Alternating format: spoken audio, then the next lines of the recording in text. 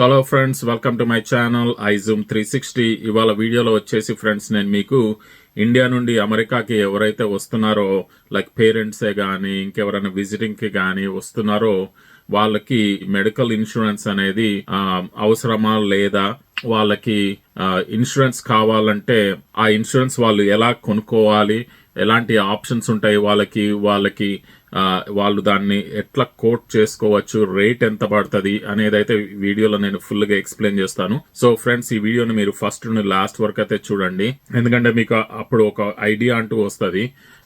ఇంకొకటి వచ్చేసి ఫ్రెండ్స్, మీరందరూ ఎవరైనా నా ఛానల్ని ఇంతవరకు సబ్స్క్రైబ్ చేసుకోకపోతే సబ్స్క్రైబ్ చేసేసుకోండి ఫ్రెండ్స్. ఈ వీడియోకి ఒక లైక్ ఇవ్వండి. ఇక వీడియోలోకి అయితే వెళ్ళిపోదాం ఫ్రెండ్స్. ఫస్ట్ ఒక చిన్న డిస్క్లైమర్ అండి, నేను ఒక ఇన్సూరెన్స్ ఏజెంట్ని కాదు కాబట్టి మీరు డెఫినెట్గా మీ సొంత నిర్ణయం మీరు తీసుకోవాలి. కాబట్టి ఉన్న ఆప్షన్స్ అన్ని మీరు డెఫినెట్గా మీరే చూసుకొని, ఇంకా వీలైతే ఎవరన్నా ఏజెంట్ తోటి కూడా సంప్రదించి డెసిషన్స్ అయితే తీసుకోండి. ఈ వీడియో ఓన్లీ మీకు ఇన్ఫర్మేషన్ కోసం అయితే నేను చేస్తున్నాను. సో వీడియో డీటెయిల్స్లోకి వెళ్ళిపోతే friends, first of all medical insurance అవసరమా లేదా? అమెరికాలో ఇక్కడ ఎక్కడికి పోయినా కూడా, ఏ డాక్టర్ దగ్గరికి వెళ్ళినా, ఏ ట్రీట్మెంట్ కావాలన్నా ఫస్ట్ మిమ్మల్ని అడిగే క్వశ్చన్ ఏంటంటే మీరు ఏ ఇన్సూరెన్స్ వాడుతున్నారు, మీ దగ్గర ఇన్సూరెన్స్ ఉందా లేదా, ఇట్లా అడుగుతారు. సో కంపల్సరీగా దాన్ని బట్టి మనము ఇన్సూరెన్స్ ఉంటే బెటర్ అనమాట. ఎందుకంటే లేకపోతే కొంతమంది డాక్టర్లు మనకి ట్రీట్మెంట్ అనేది ఇవ్వకపోవచ్చు, లేదా తక్కువగా ఇవ్వచ్చు అనమాట. ఎందుకంటే డబ్బు ఎక్కువ ఖర్చు అయిపోతుందని.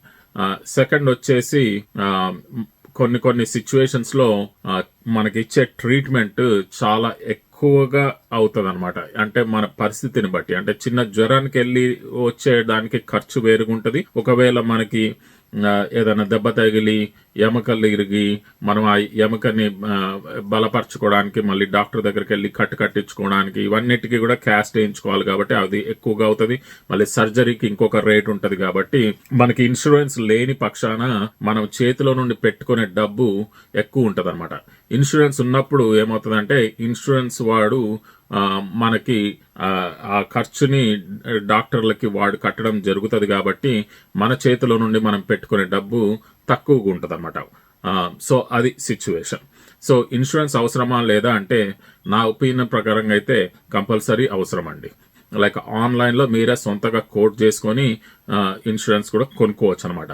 దానికి ఒక వెబ్సైట్ అంటూ ఉంటుంది, ఆ వెబ్సైట్కి వెళ్ళిపోయి కోట్ చేయొచ్చు. ఈ వీడియోలో నేను మీకు అది కూడా చూపిస్తాను ఎట్లా చేయాలనేది. సో ఆ డీటెయిల్స్లోకి వెళ్ళిపోదాం ఫ్రెండ్స్. సో వెబ్సైట్ వచ్చేసి మనము వెళ్ళాల్సింది insubuy.com అనమాట. సో insubuy.com లోకి వెళ్ళిపోతే మీరు ఇక్కడ చూడొచ్చు, వెబ్సైట్ లో మనకి డిఫరెంట్ ఆప్షన్స్ అయితే ఇస్తూ ఉంటాడు. మనం యుఎస్ఏ విజిటర్ ఇన్సూరెన్స్ అని అయితే క్లిక్ చేస్తాం ఇక్కడ. సో యుఎస్ఏ ఇన్సూరెన్స్ క్లిక్ చేసినాక ఇది మనల్ని అడుగుతుంది, మనల్ని ఇది లైక్ కంట్రీ ఆఫ్ సిటిజన్షిప్ ఏంటని. మన కంట్రీ వచ్చేసి మన ఫ్రెండ్స్ ఇండియా నుండి మీరు ట్రావెల్ చేస్తున్నారు కాబట్టి మీకు ఇండియా సిటిజన్షిప్ ఉంటుంది కాబట్టి ఇండియాని అయితే కొట్టేస్తారు ఇక్కడ. ఇక సో ఫర్దర్గా వెళ్ళిపోతే కవరేజ్ డేట్స్. ఇక్కడ కవరేజ్ డేట్స్ వచ్చేసి మీరు ఏ రోజులైతే ఇక్కడ అమెరికాలో స్టే చేస్తున్నారో ఆ డేట్స్ ఇచ్చుకోవాలి. సో ఇక్కడికి సపోజ్ మీరు సెప్టెంబర్ 15th వస్తున్నారు అనుకుందాము, వచ్చేసి మేబీ ఒక 2 months ఉంటారు అనుకుందాము. So October 15th maybe November 15th దాకా ఉంటారు అనుకుందాం. సో ఆ డేట్ ఇచ్చేస్తున్నాను, నవంబర్ 15th వరకు అనేసి.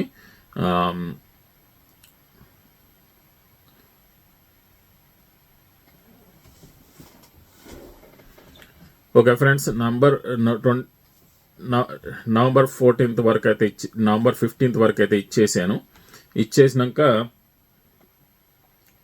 సో డేట్స్ వచ్చేసి ఫ్రెండ్స్, మనము సెప్టెంబర్ 15th నుంచి నవంబర్ 15th వరకు ఒక 2 months అయితే అనుకుందాము. ఇక ఆ తర్వాత వచ్చేసి ఇక్కడ నెక్స్ట్ అని క్లిక్ చేద్దాము. చేసేస్తే ఇక్కడ మనకి కవరేజ్ పాలసీ మ్యాక్సిమం పర్సన్ అయితే అనే అడుగుతుంది ఇక్కడ. ఇప్పుడు ఇక్కడికి వచ్చేసి ఫ్రెండ్స్, మీరు మోర్ డీటెయిల్స్ అని కొడితే మీకు దాని గురించి ఎక్స్ప్లెనేషన్ కూడా ఇస్తారు వాళ్ళు, ఈ కవరేజ్ మ్యాక్సిమం అంటే ఏంది అనేది. సో అది అక్కడ మనం చూస్ చేసుకోవాలన్నమాట. సో మన ఇష్టం ఫ్రెండ్స్, మనము మన ఎక్స్పెక్టేషన్స్ని బట్టి ఈ అమౌంట్ అయితే చూస్ చేసుకోవచ్చు.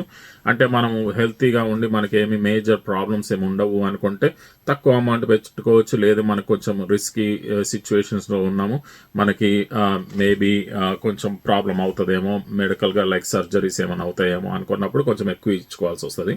సో నేనైతే మామూలుగా ఒక 250 ఇచ్చి అయితే కోట్ చేస్తున్నాను. కాకపోతే మీకు సరిపోను మీరు చూసి కోట్ చేసుకోవచ్చు అది. సో 250,000 అని అయితే పెడుతున్నాను. ఇంకా వచ్చేసి ఏజ్ డీటెయిల్స్ ఇవన్నీ కూడా అడుగుతుంది. సుమారుగా వచ్చే వాళ్ళందరికీ కొంచెం ఏజ్ కొంచెం హైలోనే ఉంటుంది కాబట్టి నేను ఒక మేబీ ఒక 55-60 ఇయర్స్ అని అయితే ఇచ్చుకుంటున్నాను.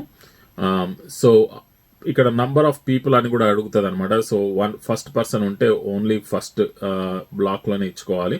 ఇక మోర్ దెన్ 1 ఉంటే మనము ఎక్స్ట్రా పీపుల్కి కూడా ఇచ్చుకోవాలి. సో సపోజ్ 1 పర్సన్కి అయితే కోట్ చేద్దాము ఇప్పుడు ప్రస్తుతానికి మనము. సో ఇక్కడ వెళ్ళిపోతే సో అడ్రస్ వచ్చేసి మీరు ఏ స్టేట్ కావస్తే ఆ స్టేట్ అయితే ఇచ్చుకోవచ్చు. సో డెమో కోసం నేను బేసికల్గా ఏదైనా ఇచ్చుకోవచ్చు. ఇక్కడ నేను పెన్సిల్వేనియా అని అయితే ఇచ్చేస్తాను ప్రస్తుతానికి, చూద్దాం పెన్సిల్వేనియా తోటి. అలాగే సెలెక్ట్ అరైవల్ ఇన్ యుఎస్ఏ అంటే ఎప్పుడు వస్తున్నారు అనేది. సో లెట్స్ సే ఇప్పటి నుంచి 1 వీక్ అనుకుందాము. సో ఎట్ టు అరైవ్ అని అయితే నేను సెలెక్ట్ చేస్తున్నాను ఇక్కడ. సో నెక్స్ట్ వచ్చేసి ఇక వీళ్ళు కోట్ ఆప్షన్ అయితే ఇస్తున్నారు ఇక్కడ. సో క్లిక్ చేసేద్దాం ఫ్రెండ్స్ ఇక్కడ కోట్ అని. సో ఇక్కడ చూడొచ్చు ఫ్రెండ్స్, ఇప్పుడు మెడికల్ ఇన్సూరెన్స్ కోడ్స్ అనమాట. ఇక్కడ మీకు కొన్ని కోడ్స్ అయితే వచ్చేసినాయి. అయితే అమౌంట్ని బట్టి ఈ రేట్స్ మారుతూ ఉంటాయి అనమాట. సో ప్రస్తుతానికి నేను మ్యాక్సిమం 250 పెట్టినాను కదా, అందుకు మనకి రేట్ వచ్చేసి 684 అయితే వస్తుంది. సో ఇక్కడ చూపిస్తాడు ఫ్రెండ్స్ మీకు కో ఇన్సూరెన్స్ ఎంత ఉంటుంది, అర్జెంట్ కేర్ ఇన్సూరెన్స్ ఎంత ఉంటుంది, డిడక్టబుల్ ఎంత ఉంటుంది, కోపే ఎంత ఉంటుంది, ఇలాంటివన్నీ కూడా చూపిస్తూ ఉంటారు. సో ఈ రేట్స్ని బట్టి డిఫరెంట్ కంపెనీ రేట్స్ అనమాట. మనకి ఏ కంపెనీ రేట్ నచ్చితే ఆ కంపెనీతో వెళ్ళొచ్చు. కొన్నిసార్లు మనకి కంపెనీ ప్రిఫరెన్స్ కూడా ఉంటుంది కాబట్టి కొంతమంది కంపెనీ ప్రిఫరెన్స్ని బట్టి కూడా సెలెక్ట్ చేసుకుంటారు. కొన్నేమో ఇక్కడ ఆప్షన్స్ ఏమేమి ఇస్తున్నాడు అన్న దాన్ని బట్టి సెలెక్ట్ చేసుకోవచ్చు. సో మీరు చూసి మీకు ఏది అనుకూలంగా ఉంటుందో అది రీజనబుల్గా మీరు సెలెక్ట్ చేసుకోవచ్చు. సో ఇక్కడ రీజనబుల్ అమౌంట్ ఏముందంటే ఈ 434 అయితే రీజనబుల్ అమౌంట్ ఉంది. సో కానీ ఇక్కడ పే అటెన్షన్ మీరు చేయాల్సింది ఏంటంటే వాళ్ళు ఎంత పే చేస్తున్నారు అనేది కూడా పే అటెన్షన్ చేయాలండి ఇక్కడ. అంటే ఇక్కడ చూస్తే పేస్ 80% to 5,000 అని అయితే ఉన్నది. ఇక్కడ వచ్చేసి పేస్ 90% to 2,500 అని అయితే ఉన్నది. ఆ తర్వాత 100% to మ్యాక్సిమం అని ఉంది. సో రేట్ డిఫరెన్స్లో అదే అండి, అది కూడా ఒక ఇంపార్టెంట్ సిచ్యువేషన్ అనమాట. సో ఇక్కడ రేట్ ఎక్కువైన సిచ్యువేషన్స్లో చూస్తే వాళ్ళే 100% కడుతున్నారు. సో ఆ రిస్క్ అనేది మనం ఆలోచించి తీసుకోవాలన్నమాట. సో అంతేకాకుండా ప్రీ ఎగ్జిస్టింగ్ కండిషన్స్ ఇవి కూడా ఉంటాయి అనమాట. ఇక్కడ acute onset of pre existing conditions ఇలాంటివన్నీ కూడా చూసుకోవాలన్నమాట. సో అలాంటి వాటికి కొన్ని లిమిటేషన్స్ అయితే ఉంటాయి అనమాట. సో ఇక్కడ వచ్చేసి చూస్తే ఈ 434 అనేది కొంచెం తక్కువగా ఉంది కదా. వీళ్ళది ఏంటంటే ఆఫ్టర్ డిడక్టబుల్ వచ్చేసి 80% వరకు అయితే కడతారు, 5,000 వరకు. ఆ తర్వాత 5,000 దాటినాక ఆ పైదేమో 100% కడతారు అనమాట. ఇక అంతకంటే కిందికి వెళ్తే ఇప్పుడు ఇక్కడ ప్రీ ఎగ్జిస్టింగ్ కండిషన్ అయితే మారింది చూడండి ఫ్రెండ్స్, అది కూడా గమనించుకోవాలన్నమాట. సో ఆ ప్రీ ఎగ్జిస్టింగ్ కండిషన్ అనేది ఇంపార్టెంట్, ఎందుకంటే ఒక్కొక్కరికి ఎగ్జిస్టింగ్ కండిషన్స్ కూడా ఉంటాయి కాబట్టి అది డెఫినెట్గా ఆలోచించాల్సిన విషయం అనమాట.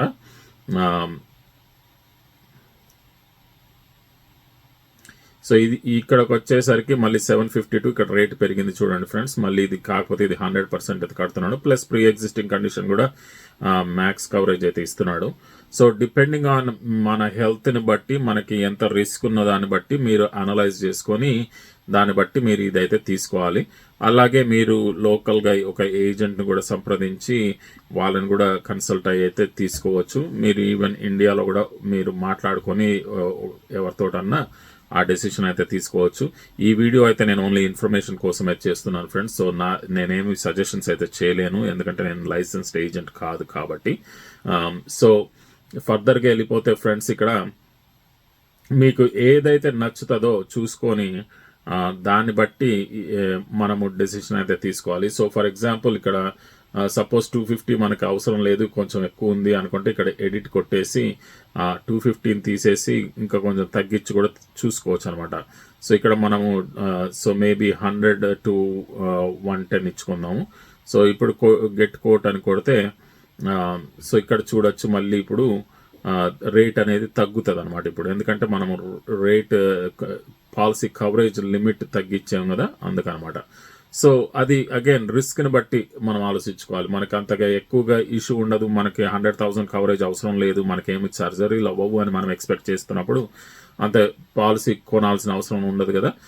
అట్లా అనమాట, మన ఏజ్ మన సిచ్యువేషన్స్ని బట్టి.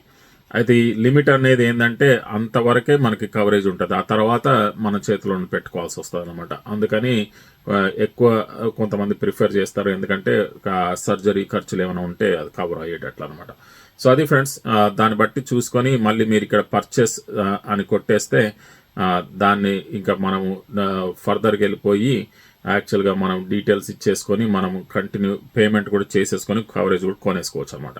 సో అది ఫ్రెండ్స్, ఈ వీడియోలో నేను చెప్పాలనుకుంటున్నది ఏంటంటే ఈ హెల్త్ ఇన్ఫర్మేషన్ మీకు ఉపయోగకరంగా ఉంటుందని అయితే అనుకుంటున్నాను. మీకు ఒక సుమారుగా ఒక ఐడియా అంటూ వచ్చి ఉంటుంది ఈ హెల్త్ ఇన్సూరెన్స్ గురించి, ఎలా కోట్ చేసుకోవాలి, ఎలాంటి ఆప్షన్స్ చూస్ చేసుకోవాలనేది.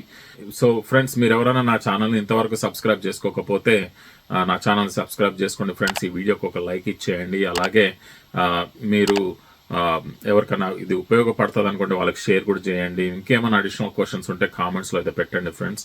ఓకే ఫ్రెండ్స్, మరి thank you very much for watching my video. మళ్ళీ నెక్స్ట్ వీడియోలో కలుద్దాం ఫ్రెండ్స్. బాయ్.